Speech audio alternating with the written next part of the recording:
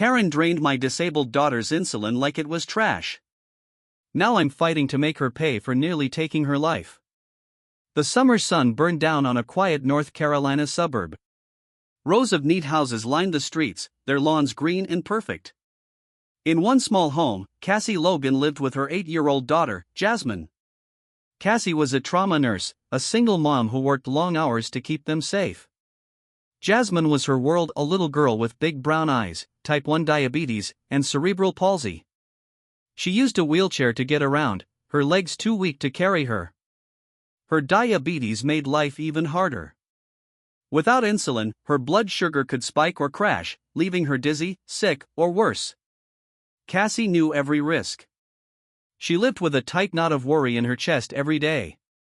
To keep Jasmine safe, Cassie put a small medical fridge on their porch. It wasn't fancy, just a white box under the overhang, plugged into the wall. Inside, it held Jasmine's insulin, cool and ready. For a girl who couldn't run inside fast or call for help easily, that fridge was everything. It meant survival. If Cassie was at work, Jasmine's cousin Marcus could grab a dose fast. It gave Cassie peace, a tiny shield against the fear that haunted her. She labeled it with a red cross and a note, "Medical, do not touch." She thought it was enough. But Karen Bishop didn't agree. Karen was the HOA chairwoman, the queen of the neighborhood. She wore crisp blouses and walked with a clipboard, her sharp eyes hunting for anything out of place. To her, the suburb was a picture she painted: perfect houses, perfect yards, no mess. The fridge? To Karen, it was ugly. It ruined her rules, her control. She didn't care about the red cross or the note.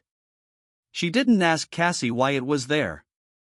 To her, it was clutter, a stain on her perfect world. She hated it. One afternoon, while Cassie was at the hospital saving lives, Karen made her move.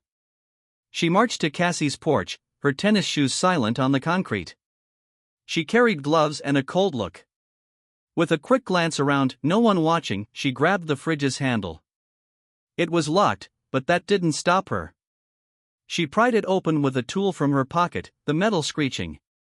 Inside, she saw the insulin pens, the little packs, the lifeline for a girl she'd never bothered till she didn't pause. She pulled them out, one by one, and tipped them over the edge. The liquid, Jasmine's life-saving insulin, poured out, splashing into the storm drain. It hissed as it hit the hot pavement, then vanished. Karen tossed the empty pens aside like trash. She wiped her hands, smug, and left the fridge hanging open, gutted and useless. "Much better," she muttered, walking away. To her, it was just a job done. Rules mattered. People didn't. Back home, Jasmine sat in her wheelchair on the porch, her small hands resting on her lap. She couldn't chase the other kids kicking soccer balls down the street. She watched them, quiet, her body still. The heat pressed down, and she felt strange, tired, shaky. Her cousin Marcus, 15 and lanky, sat nearby, scrolling on his phone. He didn't notice yet. Jasmine's wheelchair creaked as she shifted, her breath shallow. She didn't know her insulin was gone. She didn't know she was slipping toward danger. Cassie pulled into the driveway after a 12-hour shift, her eyes heavy. She saw the porch and froze. The fridge door dangled, empty. Her heart dropped. "Jasmine," she yelled, running. Inside, Jasmine slumped, pale, her lips dry. Marcus jumped up, scared. "She said she felt bad," he stammered. Cassie's hands shook as she touched Jasmine's cold skin. Her daughter was fading fast. And Karen had done this. Cassie dragged herself home after a 12-hour shift at the hospital. Her nurse's scrubs clung to her, damp with sweat from the North Carolina heat. She was tired, her bones aching, but her mind was on Jasmine, her 8-year-old daughter, her everything. She pulled into the driveway, her old car rattling, and looked at the porch. Something was wrong. The medical fridge hung open, its door twisted like a broken wing. Empty. No insulin pens, no packs, nothing. Her stomach sank. She bolted from the car, her keys falling to the ground. "Jasmine," she shouted, her voice sharp with fear. Inside, Jasmine was on the couch, her wheelchair tipped a little to one side. Her small body looked too still pale, her cheeks sunken, her lips cracked and dry. Her brown eyes fluttered, half open, seeing nothing. Marcus, her 15-year-old cousin, stood frozen nearby, his phone shaking in his hand. She said her head hurt, he stuttered, his voice high and scared. Then she just stopped talking. Cassie dropped to her knees beside Jasmine, her hands trembling as she touched her daughter's face. Cold. Too cold. Her wheelchair sat there, useless, a reminder of how fragile Jasmine was, trapped by cerebral palsy and now betrayed by her diabetes. Cassie's heart pounded. She knew what this meant. She grabbed her purse, fumbling for her glucometer. The number flashed, 430. Way too high. Dangerous. Jasmine's blood sugar was out of control, her body shutting down. Diabetic ketoacidosis (DKA) was coming fast, a killer Cassie had seen in the ER too many times. She yanked out her phone, dialing 911 with one hand, cradling Jasmine with the other. "Help me," she cried to the operator. "My daughter, type 1 diabetic, her insulin's gone. She's crashing. Hurry!" Her voice broke as she rocked Jasmine, whispering, "Stay with me, baby. Please." Jasmine's head lolled, her breath shallow. Cassie felt helpless, a nurse who couldn't fix her own child. Then Karen Bishop stepped onto the porch. Her white blouse was spotless, her clipboard tucked under her arm, her lips curled in a thin, smug smile. She looked at Cassie holding Jasmine and tilted her head, calm as ever. "I removed that thing," she said, nodding at the empty fridge. "It was an eyesore. You know the rules, no junk on porches. I'm sure you get it." She shrugged, like she'd just swept a leaf off her lawn. Cassie stared, her mouth open, too stunned to scream. Jasmine was fading in her arms, and Karen stood there, proud of herself. "You drained her insulin?" Cassie whispered, her voice shaking. Karen blinked, unbothered. "It's a community, Miss Logan. We keep it clean." She turned to leave, her shoes clicking on the steps. The ambulance screeched up minutes later, red lights flashing. Paramedics burst in, pulling Jasmine from Cassie's arms. They strapped her to a stretcher, her wheelchair left behind. "Blood sugar's critical," one shouted, jabbing an 4 into her tiny arm. Cassie climbed in after them, numb, her eyes locked on Jasmine's pale face. At the ER, it was chaos, beeping machines, rushing nurses, a doctor yelling orders. They pumped fluids into Jasmine, trying to stop the damage. Cassie stood in the corner, her hands pressed to her mouth, tears burning her eyes. The doctor finally came over, his face grim. "She's stable now, but it was close. A few more minutes, and we'd be talking coma or worse." He paused. "What happened to her insulin?" Cassie's fear turned to fire. "Karen did this. Karen nearly killed her baby girl." She clenched her fists, her nails digging into her palms. "She'll pay," she whispered. "I'll make her pay." Cassie sat by Jasmine's hospital bed all night, her eyes red and heavy. The machines beeped softly, counting every breath her daughter took. Jasmine was stable, but weak, her small hand limp under the 4-tube. Cassie couldn't sleep. Her mind replayed it all, the empty fridge, Karen's smug face, Jasmine's pale lips. She wasn't just scared anymore, she was angry. Karen had almost taken her little girl, her disabled daughter who couldn't fight back. That wasn't an accident. It was a crime. By morning, Cassie made up her mind. She kissed Jasmine's forehead, grabbed her purse, and drove straight to the police station. At the front desk, she stood tall, her nurse's scrubs wrinkled from the night before. Her hands shook, but her voice didn't. "I want to file a criminal report," she said to the officer. He looked up, surprised. "For what?" he asked, pen hovering over his notepad. "Attempted murder," Cassie answered, her eyes hard. "Karen Bishop destroyed my daughter's insulin. Jasmine's disabled, type 1 diabetic, in a wheelchair. That insulin keeps her alive. Karen knew it was medicine and poured it down the drain anyway. My girl almost died. The officer blinked, unsure. You mean the HOA lady? Are you sure this isn't just a neighbor fight?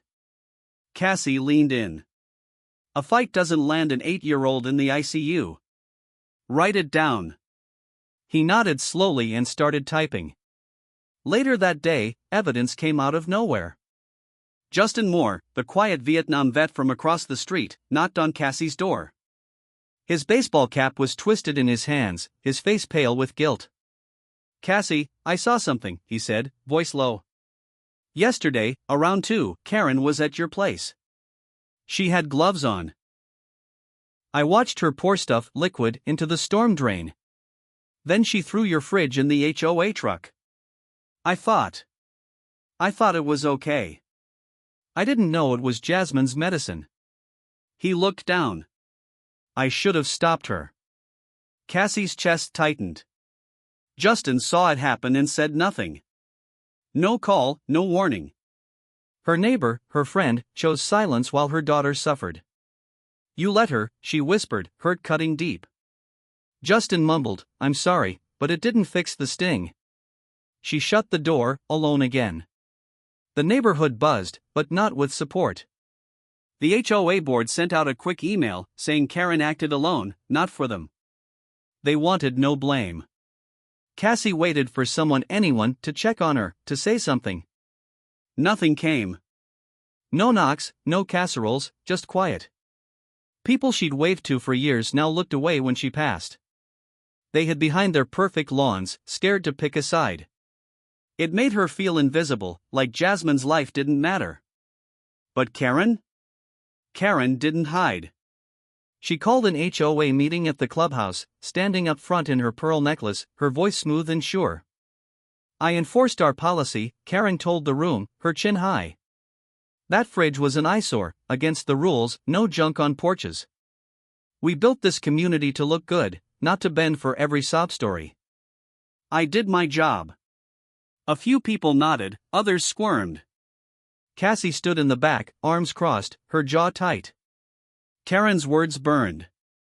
Jasmine wasn't a sob story, she was a child, disabled and fighting to live. Karen didn't care. She acted like pouring out insulin was the same as picking up litter. The room stayed quiet after she spoke, but Cassie felt it. Karen thought she'd win. She thought rules mattered more than a little girl's life. Cassie's hands balled into fists. She wouldn't let that happen. Not to Jasmine. Not ever. The courthouse downtown was a big, gray building, cold inside despite the summer heat.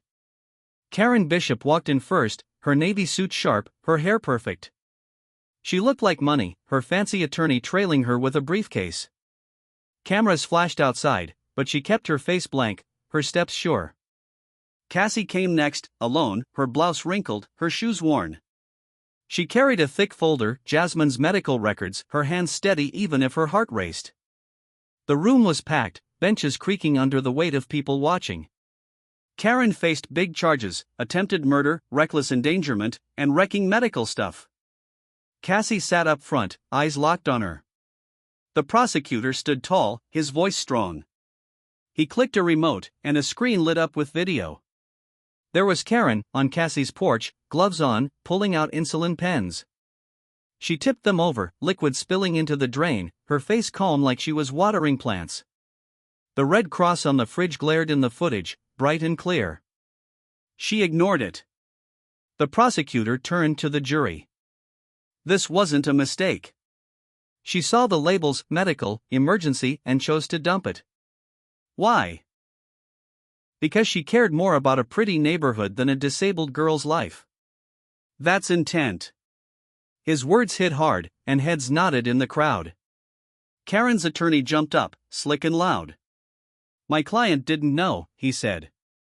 She thought it was junk, not medicine. She's no doctor, how could she guess? Then Karen took the stand, her voice tight but smooth.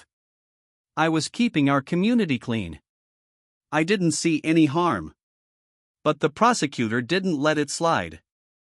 He stepped close, holding up a photo of the fridge warning tape, medical tags. You missed this? And this, he asked, pointing. Karen's eyes darted, her fingers twisting her necklace. I didn't think, she mumbled.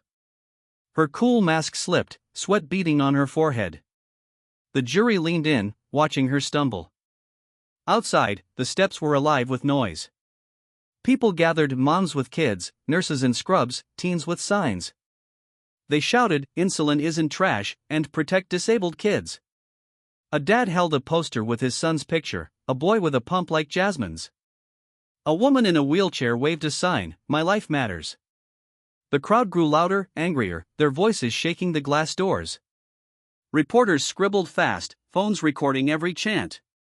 It wasn't just Cassie's fight anymore, it was theirs too. Inside, the sound leaked through, making Karen shift in her seat. Then Cassie stood to speak. The room went quiet. She walked to the stand, her voice low but firm. "Jasmine's 8. She can't walk. She can't run. Her diabetes means she needs insulin every day, or she dies. I'm a nurse, I know how fast it can go wrong." That fridge was her safety. Karen didn't ask, didn't care. She threw it away like garbage, and my girl almost didn't make it. Her eyes burned into Karen, who looked down, hands clenched. She acted like Jasmine's life was nothing. "But it's everything to me." A juror wiped her face. Another stared at Karen, lips tight. The air felt heavy, electric. Karen squirmed, her attorney whispering fast, but she couldn't hide. The video, Cassie's words, the crowd outside, it all pressed down. Her polished act cracked wide open, her breath quick, her eyes wild. Cassie sat back down, strong, unbroken. The jury watched, their faces hard. The fight wasn't over, but the truth was winning. Outside, the chants grew louder, and inside, the tension climbed higher than ever. Jasmine was home now, but the house felt different, quieter, heavier. She sat in her wheelchair by the living room window, her thin legs covered with a blanket. Her cheeks were still pale, her eyes tired from the hospital days. The diabetes had left her weak, her body slow to bounce back. Her wheelchair gleamed under the light, a silent sign of how much she depended on Cassie. Every creak of the wheels twisted Cassie's heart. She hovered nearby, checking Jasmine's sugar levels every hour, her fingers quick with the glucometer. "You okay, baby?" she'd ask, forcing a smile. Jasmine nodded, small and quiet. But Cassie couldn't relax. What if it happened again? What if she wasn't fast enough next time? The questions gnawed at her, keeping her awake, her mind stuck on that awful day. In court, things dragged on. Karen's trial wasn't done, no verdict yet. Her fancy attorney had pushed a deal, plead guilty to something small, like breaking property, and skipped the big charges. It'd mean less time, less shame for Karen. The prosecutor brought it to Cassie one afternoon, his voice soft. "It's up to you," he said. She'd walk away easier. Cassie sat still, her hands tight in her lap. She saw Karen in her mind, those cold eyes, that smug shrug. "No, she doesn't get to walk," Cassie said, her voice sharp. She knew what she did. "I want her to face it, all of it." The prosecutor nodded, and the deal died. Cassie wouldn't bend. Karen had to answer for putting Jasmine in danger, no shortcuts allowed. The next court date loomed, a fight still burning. The neighborhood wasn't the same either. A few people started to shift. Small wooden signs popped up on lawns, simple words painted in black, "Kids over rules" or "Families first." One said, "We stand with Jasmine." Cassie saw them when she drove home, her chest warming just a little. A lady down the street waved once, shy but real. It wasn't much, but it was something, proof not everyone sided with Karen. Still, others held on to her old power. A couple of HOA folks whispered at mailboxes, their heads close, their eyes darting away from Cassie. Karen's name still hung over some houses like a shadow, fading but not gone. The split was quiet, tense, like the air before a storm. One evening, Jasmine rolled her wheelchair onto the porch. The sun dipped low, painting the sky orange. Kids laughed down the street, kicking a soccer ball, their voices sharp and free. Jasmine watched, her hands resting on her lap, a faint smile tugging at her lips. Beside her, a new fridge hummed, small, white, locked tight. Cassie had fought to get it, paid extra to make it safe. It held Jasmine's insulin now, a steady promise against the chaos. Cassie stood in the doorway, arms crossed, watching her daughter. The breeze brushed her face, but her mind was on the courthouse. Another hearing was coming. More questions, more stares. She wasn't tired of it, not yet. She couldn't be. Cassie stepped forward, resting a hand on Jasmine's shoulder. "We're okay," she said, more to herself than her girl. Jasmine looked up, her eyes soft. "Yeah, Mama." The words were small, but they hit Cassie hard. She straightened, her jaw set. Karen hadn't won. Not while Cassie breathed, not while Jasmine smiled. The fight wasn't over, it was alive, pulsing in her veins. She'd face the next court date, and the one after that, standing tall. For Jasmine. For them. The fridge hummed on, steady and sure, as the sun sank lower.